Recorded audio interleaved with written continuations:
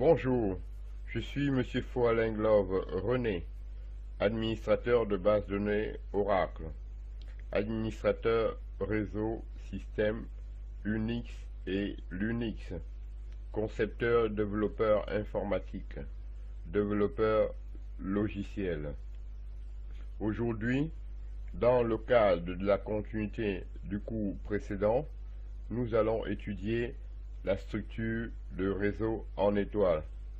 En effet, sur un réseau en étoile, les ordinateurs sont disposés en étoile et ils sont tous reliés par un câble à un point central.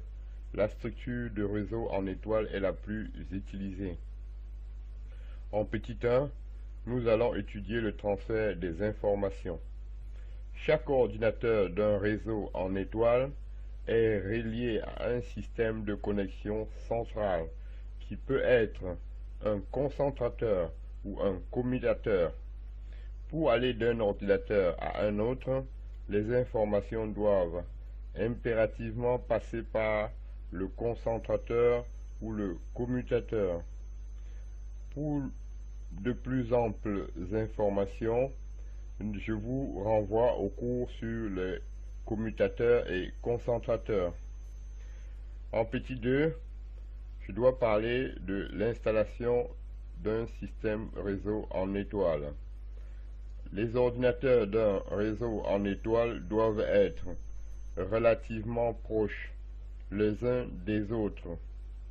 Chaque câble utilisé pour relier un ordinateur ou un concentrateur ne doit en effet pas excéder 100 mètres de long. Les modèles de concentrateurs et de commutateurs les plus répandus permettent de relier jusqu'à 24 ordinateurs. Dans les entreprises de plusieurs étages, chaque étage possède généralement son propre concentrateur ou son propre commutateur. Ces deux types de concentrateurs peuvent être reliés pour former un grand réseau local. En petit 3, je parle de l'extensibilité du réseau. Dès lors qu'il reste un port libre sur le concentrateur ou connecteur central, il suffit d'un câble pour ajouter un ordinateur à un réseau en étoile existant déjà. Il n'est pas nécessaire d'éteindre le réseau pour effectuer cet ajout. En petit 4, je parle du dépannage. Lorsque survient un problème sur un ordinateur ou un câble d'un réseau en étoile, le reste du réseau n'est pas affecté. La plupart des connecteurs sont capables de détecter les dysfonctionnements et d'isoler les segments de problème du reste du réseau. Lorsque c'est le concentrateur ou le commutateur qui est défectué, les informations ne peuvent plus circuler entre les ordinateurs. En dernier maintenant, nous allons parler du coût d'un réseau en étoile. En effet, les réseaux en étoile coûtent plus cher que les autres types de réseaux. Chaque ordinateur doit être relié à un concentrateur ou à un commutateur qui coûte relativement cher. Il faut également utiliser beaucoup de câbles, dans la mesure où chaque ordinateur doit être relié indépendamment au concentrateur ou au commutateur. J'en ai donc terminé avec ce cours sur le réseau en étoile et je vous remercie.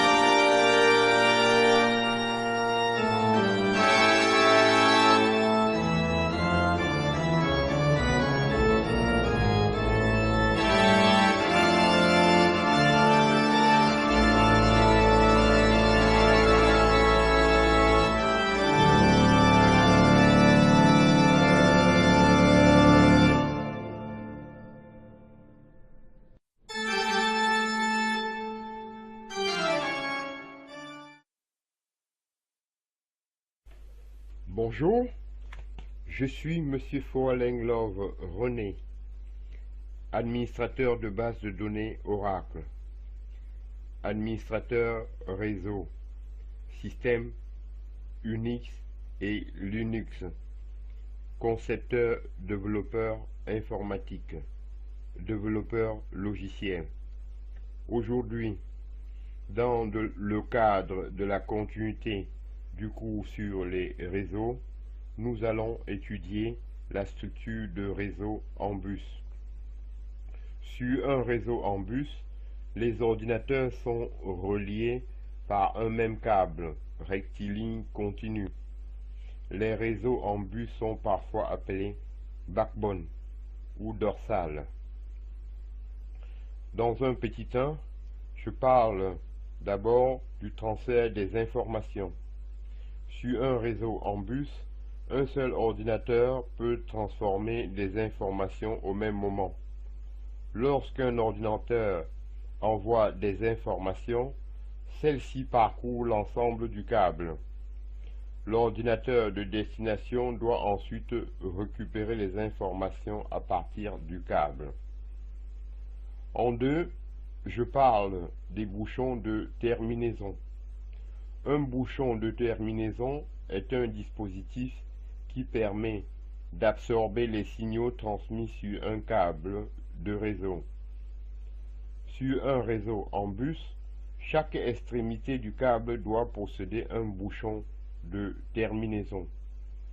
Ces bouchons empêchent les signaux d'être renvoyés dans l'autre sens quand ils arrivent à l'extrémité du câble, ce qui pourrait provoquer des interférences. Il existe différents types de bouchons de terminaison suivant le type de câble utilisé. Dans un petit 3, je parle de l'installation. Il est très facile d'installer un réseau en bus. Chaque ordinateur doit être relié à un même câble. La structure de réseau en bus est souvent utilisée pour relier un petit nombre d'ordinateurs situés à proximité les uns des autres, dans un bureau par exemple. Dans un petit 4 maintenant, je parle du dépannage. Lorsqu'un ordinateur fonctionne mal et provoque un problème au niveau du câble, c'est l'ensemble du réseau qui est affecté. Il peut donc être extrêmement difficile d'identifier la cause du dysfonctionnement et d'y remédier. Maintenant, dans un petit 5, je parle de l'extensibilité du réseau. Il peut être difficile d'agrandir un réseau en bus. Au moment d'ajouter un ordinateur à un réseau en bus, il faut interrompre le câble du réseau pour le prolonger et y connecter l'ordinateur. Pendant toute cette opération, les autres ordinateurs du réseau ne peuvent donc plus échanger de données. En petit 6, je parle du dépannage. Lorsqu'un ordinateur fonctionne mal et provoque un problème au niveau du câble, c'est l'ensemble du réseau qui est affecté. Il peut donc être extrêmement difficile d'identifier la cause du dysfonctionnement et d'y remédier. En dernier, je parle du coût du réseau en bus. Le coût d'un réseau en bus est relativement faible. Les réseaux en bus n'utilisent généralement qu'un seul câble en cuivre pour relier les différents ordinateurs. J'en ai donc terminé avec ce cours sur la structure des réseaux en bus. Dans la suite de cette vidéo, vous verrez une succession de graphiques et de schémas qui illustrent tout le topo que je viens de raconter.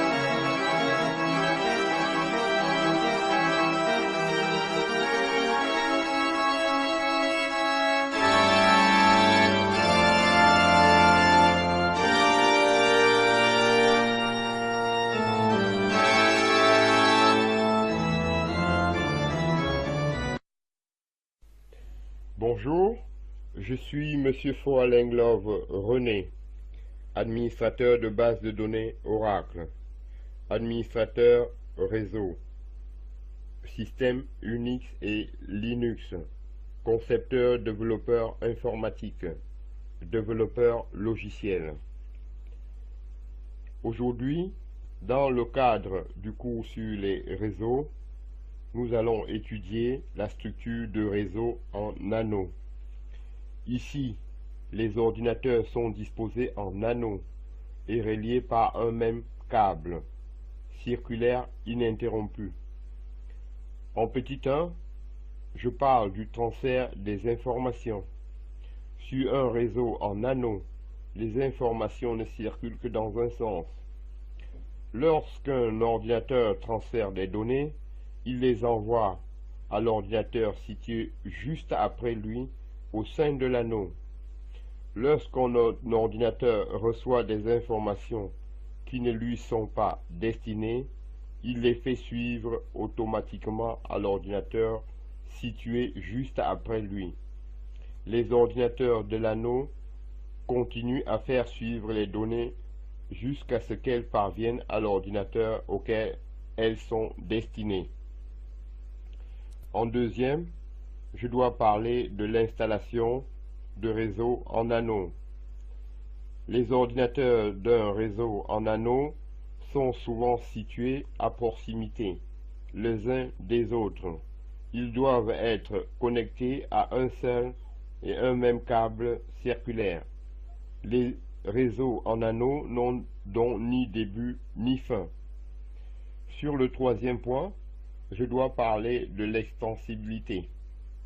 Les réseaux en anneaux sont généralement plus difficiles à agrandir que les autres types de réseaux.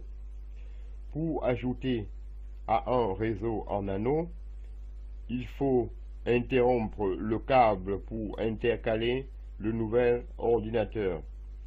Le réseau n'est donc plus opérationnel pendant toute cette opération. En ce qui concerne le dépannage, je dois dire que lorsqu'un réseau en anneaux est interrompu, tous les ordinateurs situés avant l'interruption peuvent continuer à échanger des informations. Les ordinateurs situés après l'interruption, en revanche, ne peuvent plus communiquer. Il est donc aisé de localiser le segment de réseau défectueux. Beaucoup de réseaux en anneaux sont en fait constitués de deux anneaux qui leur permettent de faire circuler des informations dans les deux sens afin de limiter le risque de perturbation du trafic en cas d'incident. Pour terminer, je dois parler du coût d'un réseau en anneaux. Selon leur taille, les réseaux en anneaux peuvent coûter sensiblement plus cher que les réseaux en bus, tous les ordinateurs devant être reliés à un même câble circulaire. Il faut parfois beaucoup de câbles lorsque les ordinateurs sont éloignés les uns des autres. J'en ai donc terminé avec ce cours sur les réseaux en anneaux.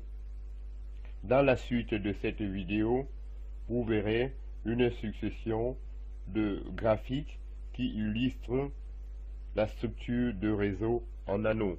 Je vous en remercie.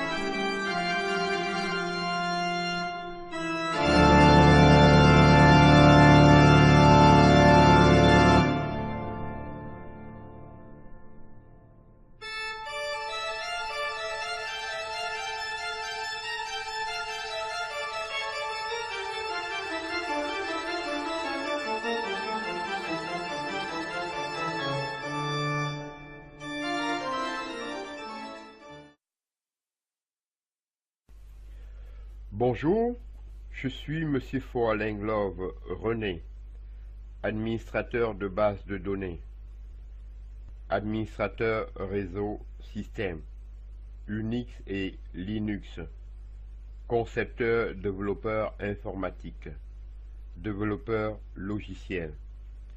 Aujourd'hui, dans le cadre de la continuité du cours sur les réseaux, nous allons étudier la structure de réseau hybride.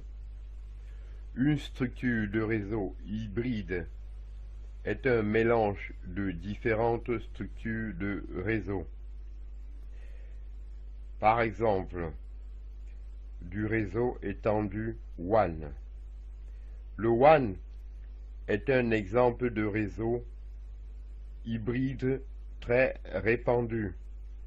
Les WAN relient généralement plusieurs réseaux qui reposent très souvent sur des structures différentes.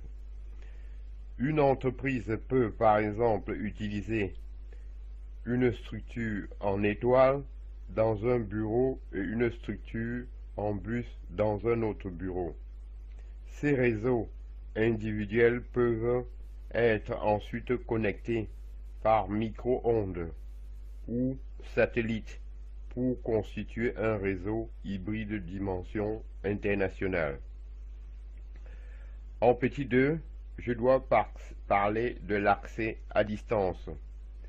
Pour créer un réseau hybride, deux réseaux de structures différentes peuvent être connectés par l'intermédiaire d'un modem et d'une ligne téléphonique. Avec un modem, un travailleur à domicile peut par exemple connecter son réseau domestique à structure en bus au réseau de son entreprise qui fonctionne avec une structure en étoile. En troisième maintenant, je dois parler de l'installation. Un réseau hybride est généralement créé pour répondre à une augmentation du trafic sur un réseau existant déjà. Plusieurs types de périphériques différents sont alors utilisés pour relier des structures de réseau différentes. L'installation d'un réseau hybride peut être difficile à réaliser dans la mesure où tous ces périphériques doivent être configurés individuellement pour permettre aux différentes structures de fonctionner. Dans un petit cadre, je parle de la maintenance et de l'administration. Les réseaux hybrides utilisent différentes technologies. Ils peuvent donc être difficiles à administrer et à réparer. Quand une erreur se produit sur un réseau hybride, il est parfois très difficile de localiser la source du problème. Lorsqu'une entreprise utilise un réseau hybride de grande taille, elle dispose le plus souvent en interne d'une équipe responsable de l'administration et de la maintenance du réseau. En dernier, je dois parler du coût des réseaux hybrides. Les réseaux hybrides étant souvent de grande taille et très complexes, ils coûtent relativement cher. Lorsqu'ils couvrent de longues distances, ils nécessitent des fonctions de sécurisation très sophistiquées. Il est également souvent nécessaire de prévoir un réseau de secours, ce qui augmente considérablement le coût total. Ainsi, si les filiales d'une entreprise sont reliées par satellite, il faudra également prévoir un système de connexion par câble en cas de défaillance du satellite. J'en ai donc terminé avec ce cours sur la structure de réseau hybride. Dans la suite de cette vidéo, je mets en annexe des graphiques qui permettent d'illustrer les réseaux hybrides. Je vous en remercie.